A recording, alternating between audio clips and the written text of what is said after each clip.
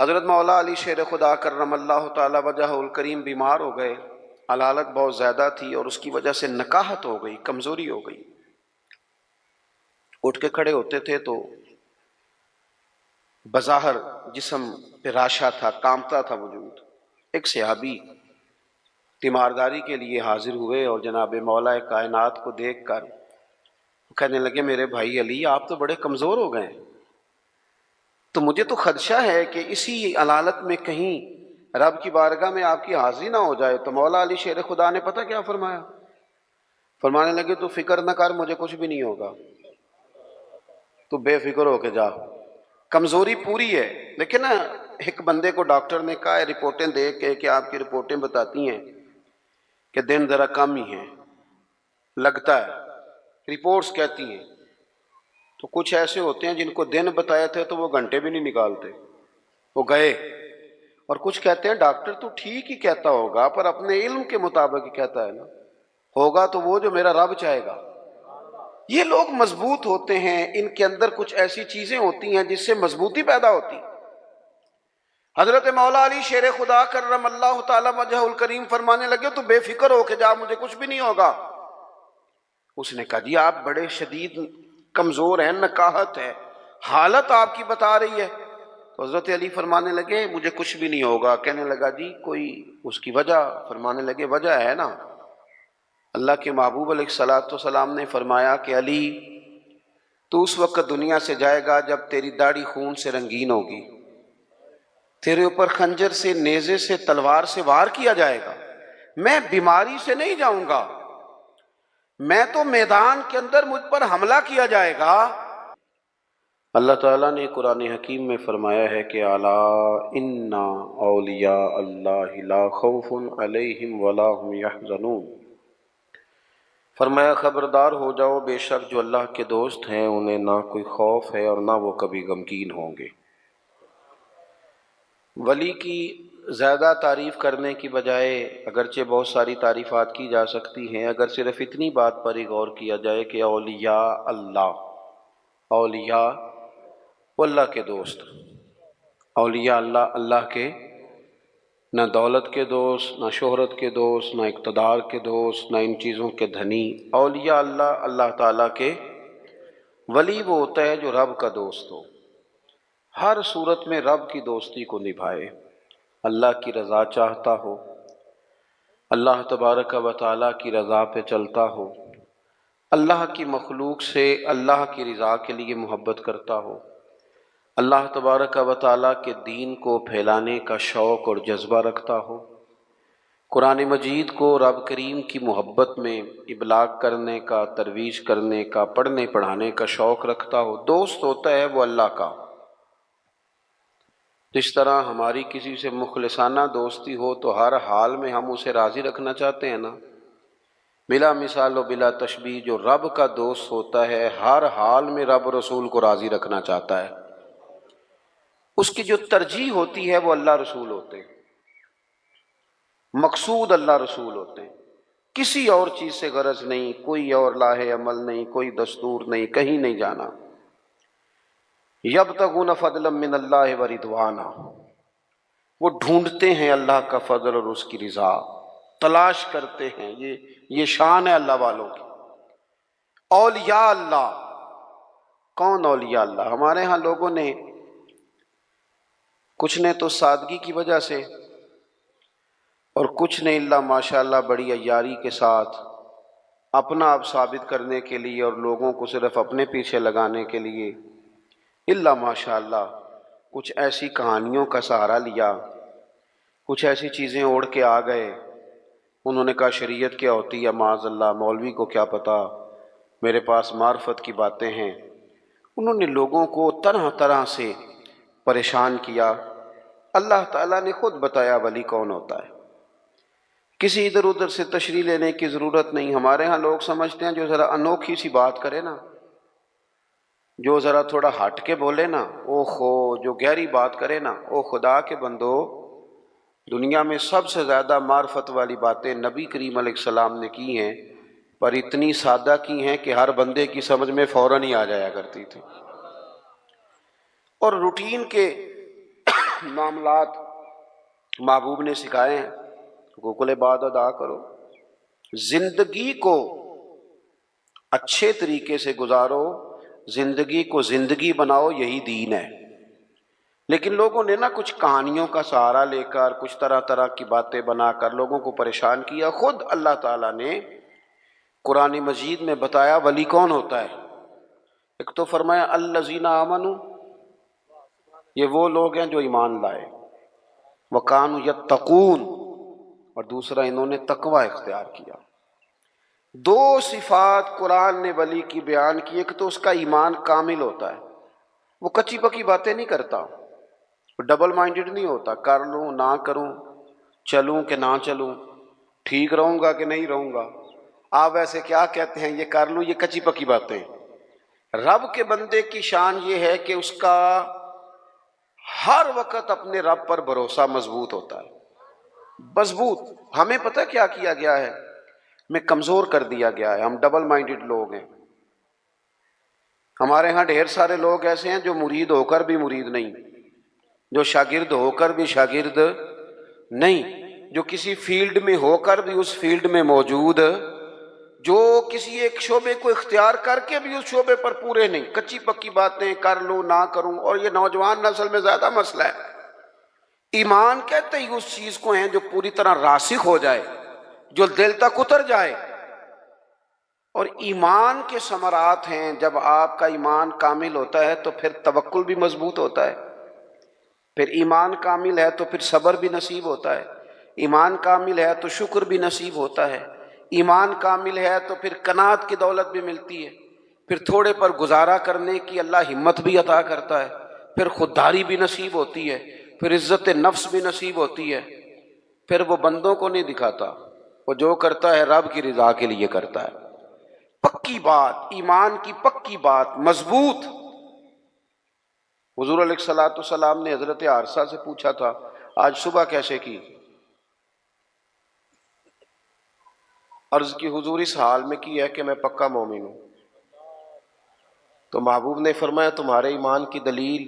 عرض کی حضور جنتیوں کو جنت میں جاتا دیکھ رہا ہوں اور دوزخیوں کے فیصلے ہو رہے ہیں، یعنی یہاں سے لے کر جنت میں جانے تک ہر چیز پر میرا ایمان پکا ہے۔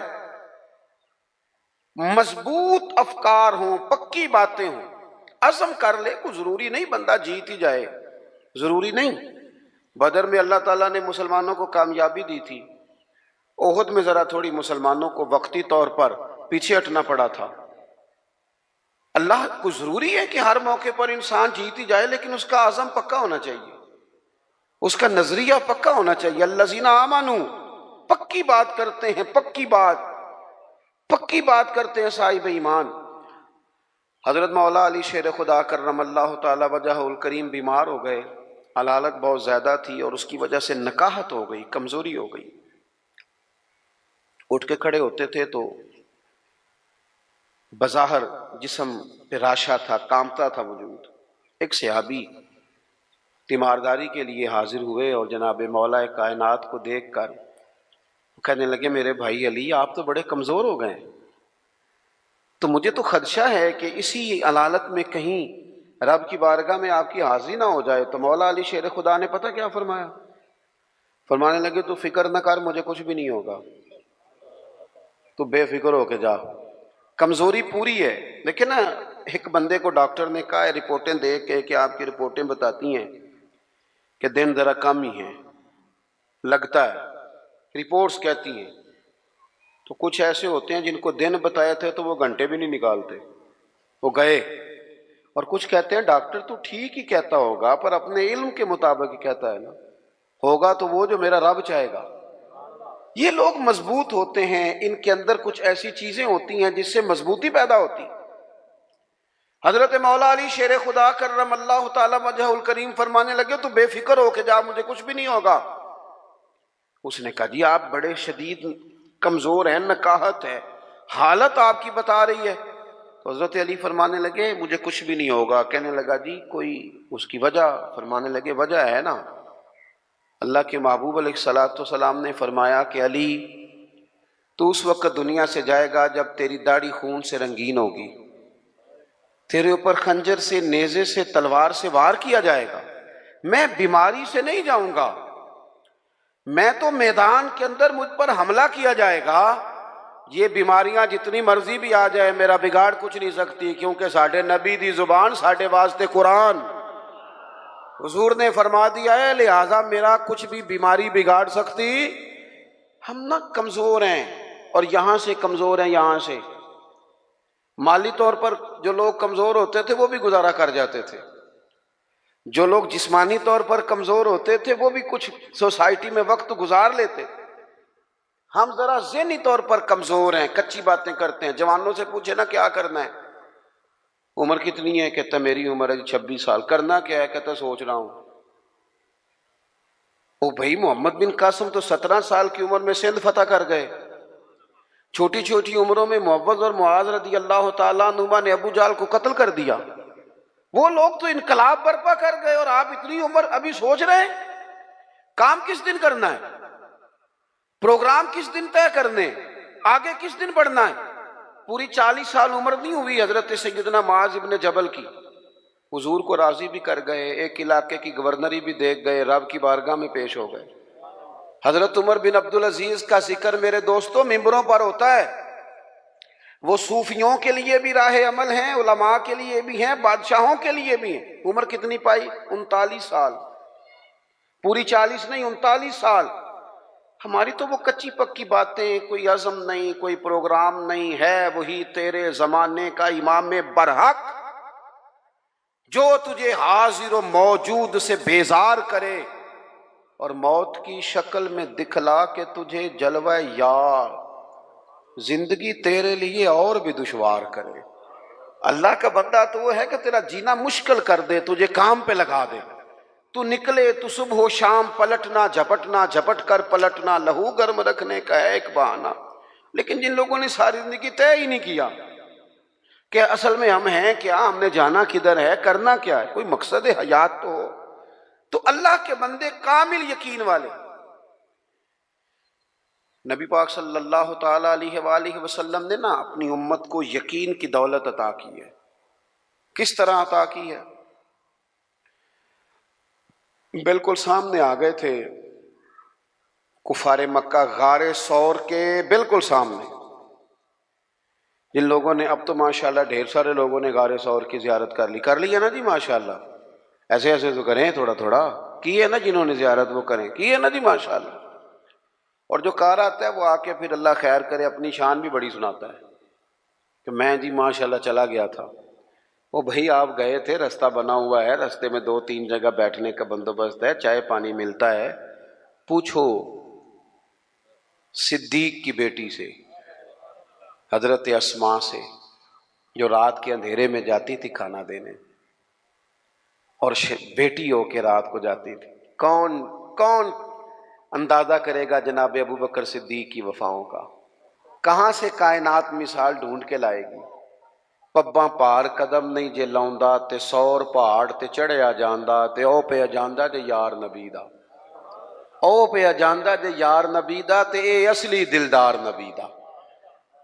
میرے عزیز، غار ثور کے بالکل باہر نا ایسے دروازے پر ایک چھوٹا سا سوراخ ہے، دائیں طرف دیکھے تو وہاں سے نا پیر نظر آ رہے ہیں، کافر آ گئے۔ حضرت صدیق نے کہا حضور وہ تو آ گئے۔ یہاں پتہ چلتا ہے بندے کا توکل کس طرح کا ہے، یقین کہ حضور یہ کھڑے پہنچ گئے، آ گئے، نہیں بالکل بندے پر سوار ہو جائے کہ ٹینشن پوری طرح غالب ہو جائے، لیکن بندہ مومن کہے میں مومن ہوں، میرا رب پر بھروسہ مضبوط ہے، یا رسول اللہ وہ تو آ گئے۔ تو حضور نے کیا فرمایا؟ قرآن مجید سورہ توبہ، کہا لا تحزن، ابو بکر غم نہ کر۔ غم، اللہ کرے جوانوں آپ کو سمجھ آئے میں کیا کہہ رہا ہوں، نہ تو اندر کوئی بارود پڑا ہے، نہ اندر کوئی اسلحہ ساتھ ہے، بندے 2 اور باہر وہ کتنے سارے، اور دروازے پر آ گئے، این بالکل دروازے پر۔ حضور کیا فرماتے ہیں؟ لا تحزن، غم نہ کر۔ کیوں نہ غم کر؟ کیا کس بنیاد پر نہ کر؟ تو وہ بنیاد سنیں اور اس کو سمجھیں۔ ہم مسلمان ہیں، ہماری تھوڑی سی انفرادی سوچ ہونی چاہیے دوسروں سے. ہم لاوارث نہیں ہیں، ہم رب رسول والے ہیں. ہماری باتیں کچی پکی نہیں ہونی چاہیے، انہیں پختگی ہونی چاہیے، ان کے اندر کمال. حضرت باجدید بستامی رحمۃ اللہ علیہ ایک مسجد میں اعتکاف میں بیٹھے تھے، تو دور جا کے آپ اعتکاف بیٹھتے تھے، کہتے تھے یہاں نہ بستان میں لوگ ہاتھ بڑے چومتے ہیں، لوگ دیکھ رہے ہوتے ہیں کہ فلانے کی بڑی شان ہے، لیکن اگر بندہ صوفی ہو نا، درویش ہو، تو وہ ڈر رہا ہوتا ہے کہ تو یار اتنے لوگ میرے پیچھے پھرتے ہیں، رب کی بارگاہ میں جواب بھی دینا ہے.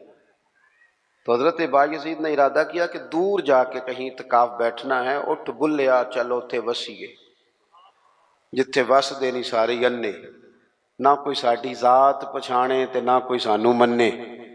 دور جا کے تو لوگ جانتے نہیں تھے، تو حضرت اپنا خشک راشن وغیرہ ضروریات کی چیزیں لے گئے تھے، اعتکاف بیٹھے تھے. جو بندہ بھی آتا کہتا بابا روٹی کہاں سے کھاؤ گے؟ فرمانے لگے بھی اللہ اسباب بنائے گا، انشاءاللہ بہتری ہو جائے، کچھ میرے پاس سامان. کہنے لگے نہیں وہ تو ٹھیک ہے پر کیسے؟ میں کہا میں کہہ رہا ہوں اللہ دے گا. اللہ تعالیٰ کو کسی واسطے کا محتاج تو نہیں، معاذ اللہ، وہ دے گا. اگرچہ دنیا اسباب سے چلتی ہے پر کچھ چیزیں میرے پاس ہیں، لیکن وہ جو بھی آتا نا، روٹی کہاں سے کھاؤ گے؟ تو حضرت باجدید رحمۃ اللہ علیہ ایک دن فرمانے لگے، جب تنگ آ گئے نا، ہر نمازی پوچھتا، تو آپ فرمانے لگے یہ 7 یہودیوں کا گھر ہے، میں نے پیسے دے دیے، 2 روٹیاں صبح 2 شام مجھے دے دیا کریں گے. اور ذرا اونچی آواز میں کہا تاکہ سارے سن لیں. وہ لوگوں نے پوچھنا چھوڑ دیا. سر شام حضرت باجدید نے سارے نمازی بٹھا لیے، کہنے لگے سنو یار، جب میں تمہیں کہتا تھا نا رب دے گا، تم پوچھتے تھے کیسے، اور جب میں نے کہا کہ ان کے گھر سے آ جائیں گی تم چپ کر گئے ہو. آؤ نا دوبارہ سے سوچیں کہ ہمارا یقین کامل کدھر ہے، آؤ نا دیکھیں کہ وہ توکل کدھر ہے. اقبال کہنے لگے سن اے تہذیب حاضر کے گرفتار، غلامی سے بدتر ہے تیری بے یقینی. کہ جو تو کچی پکی باتیں کرتا ہے تو غلاموں سے بھی بدتر زندگی گزار رہا. پکی بات ہو، مضبوط اعصاب ہو، مضبوط بات ہو، اس میں جھول نہ ہو، اس میں کمی نہ ہو، اس کے اندر کوئی ایسا انداز فکر نہ ہو، انسان مضبوط افکار کے ساتھ آگے چلے تو پھر وہ یقین کامل کی دولت کی طرف بڑھتا ہے، پھر اسے مضبوطی نصیب ہوتی ہے. لیکن ہمارے ہاں یہ ہوتا ہے کہ بہت کمزور لوگوں کی باتیں ہیں، بڑی کچی باتیں ہیں. نبی کریم صلی اللہ تعالی علیہ وسلم فرما رہے ہیں غار ثور میں، آپ کی توجہ ہے میری بات پر، سامنے کھڑے ہیں قریش مکہ، اور حضور کیا کہتے ہیں؟ لا تحزن، غم نہ کر. حضور کوئی سبب بھی تو ظاہری ہونا چاہیے نا کسی چیز کا، لیکن کریم نے کہا لا تحزن، ابو بکر غم نہ کر. کیوں نہ کر؟ ان اللہ معنا، اس لیے نہ کر کہ بے شک اللہ ہمارے ساتھ ہے. جن کے ساتھ رب ہو وہ دنیا داری کے معاملات میں کبھی غمگین، جن کے ساتھ رب ہو. لیکن ہم نا، وہ اکبر اللہ آبادی نے کہا تھا کہ مصیبت میں بھی اب یاد خدا ہم کو نہیں آتی. دعا منہ سے نہ نکلی، جیبوں سے عرضیاں ہی نکلی. ہم نا دفتروں کے چکر تو کاٹتے ہیں، مصلی نہیں بچھاتے. ہم سفارشیں تو ڈھونڈتے ہیں، دعائیں نہیں کرتے. ادھر ادھر سے اپنے تعلقات تو لڑاتے ہیں، لیکن اللہ کی رحمت کو نہیں مناتے. ایک تو ولی کی شان یہ ہے کہ کامل ایمان، اور دوسری بات وَكَانُوا يَتَّقُونَ، ولی متقی ہوتا ہے، تقوی والا، پرہیزگار. نمازی کو پرہیزگار نہیں کہتے. نماز پڑھنے والا نمازی ہے، حج کرنے والا، حج کرنے والا حاجی ہے، قرآن شریف پڑھنے والا قاری ہے، یاد کر لینے والا حافظ ہے. گناہ سے بچنے والے کو پرہیزگار کہتے ہیں. متقی کہتے ہیں جو گناہ سے پرہیز کرے. اور میں آپ کو صحیح بتاتا ہوں، تجربہ کر لینا، دوائی کھانا آسان ہے، پرہیز کرنا. اسی طرح نماز پڑھنا بعض اوقات آسان ہے، لیکن پرہیز کرنا، نمازی بن کے دکھانا مشکل ہے. پرہیزگار، متقی کہتے ہیں پرہیزگار کو. میں ایک دفعہ اپنی اماں جی کو لے کے ڈاکٹر کے پاس گیا ہوا تھا، تو ایک اماں جی آئی ہوئی تھی بوڑھی، وہ ہم سے پہلے ان کا نمبر تھا، تو کھانس رہی تھی بڑا. تو ڈاکٹر کہنے لگا اماں جی جے تسی چول چھڑ دیندے ہو تے پھر میں دوائی بھی تہاڈی گھٹا دینا، جے تسی چول نہیں چھڑنے تے پھر میں دوائی لکھ دینا۔ تو اماں جی تھوڑی دیر چپ رہیاں تے بعد کہنے لگیاں پتر تو دوائی لکھ ہی دے۔ یعنی پرہیز مشکل کام ہے، لوگ دوائی کھا لیں گے اور سالوں کھا لیں گے، لیکن پرہیزگاری، متقی پرہیزگار وہ بندہ ہوتا ہے جو بولنے میں بھی محتاط ہو، کھانے میں بھی محتاط ہو، بے لگام نہ ہو، سوچ کے بولے، حلال کھائے، طیب بات کرے، وہ کسی کے ساتھ گفتگو کرنے میں ڈرے کہ اس کی دل آزاری نہ ہو جائے، وہ محتاط ہو، محتاط۔ ہمارے ہاں لوگوں کو باتیں کرنے کا بڑا شوق ہے، وہ اتنی باتیں کر جاتے ہیں پتہ ہی نہیں ہوتا کس کس کو تکلیف دے جاتے ہیں۔ اپنے آپ کو بتانے کا بڑا شوق ہے، وہ اس قدر زیادہ آگے بڑھتے ہیں کہ کئی دفعہ نا اس میں کمزوری آ جاتی ہے کہ وہ دائرہ کار کراس کر گئے۔ متقی شخص وہ ہوتا ہے جو ذرا محتاط ہو، احتیاط والا ہو، پرہیزگار ہو۔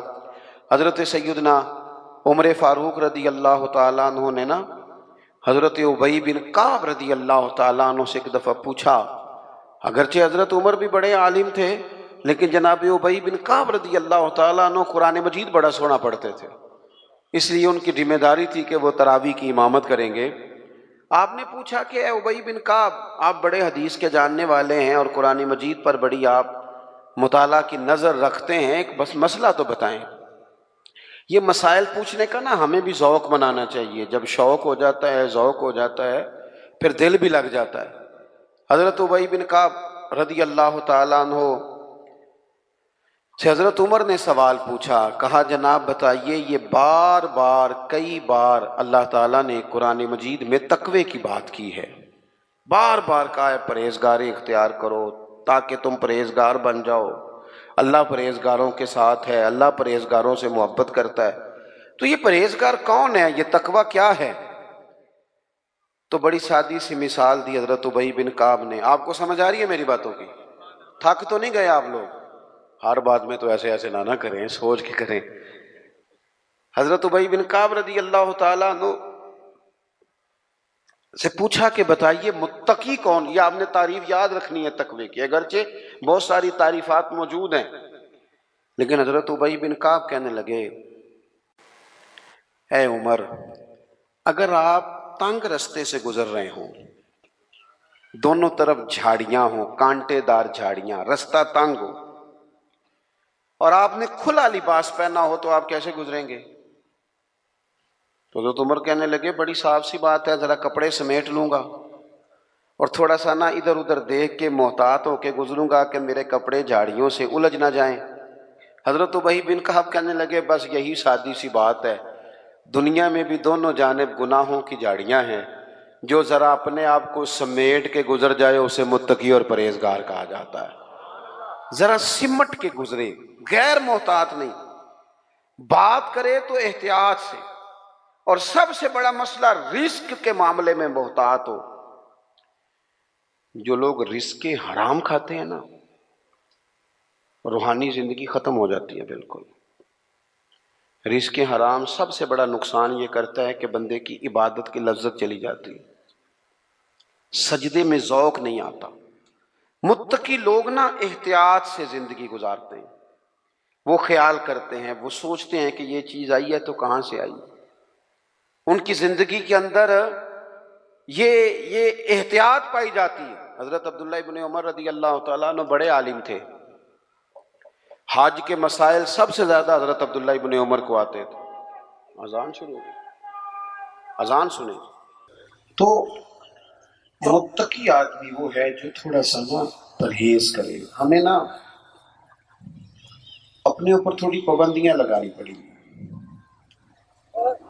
ہمیں صرف اس چیز کی طرف بڑھنا ہوگا جو اللہ تعالیٰ نے ہمارے لیے جائز رکھی ہے، جو ہمارے لیے درست نہیں ہے، ہمارا حق نہیں ہے، اس سے پوری طرح بچیں گے تو متقی کہلائیں گے۔ اور ویسے بھی جب انسان تقوی کے راستے پہ رہتا ہے تو وہ تھوڑا سا نا باوقار رہتا ہے، وفادار رہتا ہے، اور جب وہ کوئی پرواہ نہیں کرتا، جدھر مرضی نکل جاتا ہے، تو پھر وہ آہستہ آہستہ اپنی نظروں میں اپنے آپ کو بے وقت سمجھتا ہے۔ وہ پھر مہنگے کپڑوں کے نیچے پیچھے چھپنا چاہتا ہے، بڑی گاڑیوں کے پیچھے چھپنا چاہتا ہے، اپنی مال و دولت کی بنیاد پر کئی دفعہ عزت تو کرا لیتا ہے، اپنے عہدے کی بنیاد پر سلوک تو کرا لیتا ہے، لیکن وہ محسوس کرتا ہے کہ میرا ضمیر مجھے ملامت کرتا ہے۔ اللہ کے بندے وہ تھے جو ذرا احتیاط سے چلتے تھے، بس چونکہ اذان ہو گئی ہے، بات کو ختم کرنا ہے۔ امام احمد بن حنبل رحمۃ اللہ علیہ نے 14 جلدوں میں حدیث پاک کی کتاب ان کی ملتی ہے انہیں، مسند احمد، آج کل 14 جلدوں میں چھپتی ہے۔ اتنے بڑے عالم تھے امام احمد بن حنبل، اتنا بڑا ان کا نام ہے، احادیث مبارکہ کی اتنی بڑی خدمت ہے، اتنا اللہ نے انہیں نوازا ہے، اعزاز دیا ہے۔ کسی نے پوچھا کہ حضرت کبھی کسی کے سوال سے پریشان بھی ہوئے تھے؟ فرمانے لگے کہ دن نا ایک بوڑھی اماں آ گئی مسئلہ پوچھنے، پردے کے پیچھے اسے بٹھایا، اس نے سوال پوچھا، بس میں بات ختم کرنے لگا، مسئلہ پوچھا اس نے، کہنے لگی حضرت مسئلہ یہ پوچھنا تھا کہ میں نا غریب عورت ہوں، بیوہ ہوں، اولاد میری کوئی نہیں، تو میں کسی سے لینا پسند نہیں کرتی، میں محنت کر کے کماتی ہوں، چرخے پہ نا سوٹ بناتی ہوں، کئی دفعہ میرا دل کرتا ہے کہ چاندنی غیر کافی زیادہ ہے روشنی چاند کی، تو میں چھت پہ چرخا رکھ لیتی ہوں، سوٹ کاٹتی ہوں۔ مسئلہ یہ پوچھنا ہے کہ کچھ دنوں سے اس طرح کی روٹین ہے کہ میں رات کو چھت پہ ہوتی ہوں تو بادشاہ کا لشکر گزرتا ہے جو میلوں پر محیط ہوتا ہے، لمبا لشکر، ان کے پاس بڑی بڑی لالٹینیں روشنیاں ہوتی ہیں، تو وہ کچھ روشنی میرے چرخے پہ پڑ جاتی ہے۔ پوچھنا یہ تھا کہ اس روشنی میں کاتا ہوا سوٹ میرے لیے جائز ہے کہ ناجائز ہے؟ امام صاحب کہتے ہیں کہ میرا جسم کانپنے لگا، خود بخود آنسو نکل گئے۔ میں نے اس خاتون سے جھٹ پٹ پوچھا کہ تو کون ہے؟ کہنے لگی آپ سے سوال پوچھا، آپ جواب دیجیے۔ میں نے کہا خدا را بہن بتاؤ تو صحیح۔ کہنے لگی ایک درویش ننگے پاؤں بغداد کی گلیوں میں چلتا ہے، اسے بشر آفی کہتے ہیں، میں اس کی بہن ہوں۔ پوچھنا تھا آپ سے سوال کہ وہ پیسے میرے لیے درست ہیں کہ نہیں؟ حضرت امام احمد بن حنبل فرمانے لگے کوئی اور ہوتا تو شاید میں بات اور بتاتا، تم سے لوگ دین سیکھتے، تمہارے گھر سے لوگ خیر پاتے ہیں، تمہارے لیے درست نہیں، تم گزر تھوڑا سا نا محتاط زندگی گزارے۔ ہمارے ملک کا سب سے بڑا مسئلہ یہ ہے کہ لوگ اپنا حق نہیں لیتے، سب کا حق لینا چاہتے ہیں۔ جو آپ کا اپنا حق ہے اس کو آپ ضرور لیں، شریعت منع نہیں کرتی، لیکن یہ کہ تھوڑے محتاط، اللہ کے بندے محتاط ہوتے تھے۔ غیر میں نے اپنے بزرگوں کو دیکھا، کو بندہ نذرانہ لے کے آتا تھا تو پوچھتے تھے تو کیا کام کرتا ہے؟ اگر محسوس ہوتا غریب ہے تو اسے کہتے تو 1000 مجھے دے جائے گا، تو پھر کیسے آگے کام چلے گا؟ تیرا دل نہیں توڑتا 100 دے جا، 900 واپس لے جا۔ تھوڑا محتاط ہو جائیں۔ ہم نا جی خبر ہم بڑی رکھتے ہیں پر ساری دوسروں کی، حساب بڑا کرتے ہیں پر سارا دوسروں کا، سچ بھی بڑا ہی بولتے ہیں پر دوسروں کے حق میں، سمجھاتے بھی بڑا ہیں پر دوسروں کو۔ تھوڑا سا اپنے آپ کو سمجھائیں، تھوڑا اپنے حق میں سچ بولیں، جو ہیں صرف وہی بتائیں، تھوڑا سا نا، تھوڑا سا اپنا حساب بھی کریں، تھوڑا اپنی معلومات بھی لیں۔ ڈھونڈتا پھرتا ہوں اے اقبال اپنے آپ کو، آپ ہی گویا مسافر، آپ ہی منزل ہوں میں۔ تھوڑا سا اپنے آپ پر توجہ دیں، جس چیز پر محنت ہو وہ چیز قیمتی ہو جاتی ہے، اپنے آپ پر تھوڑی محنت کریں۔ اللہ تعالیٰ مجھے اور آپ کو توفیق عمل دے، اور جن بزرگان دین کا عرص سے اللہ ان کے درجات کو بلند فرمائے۔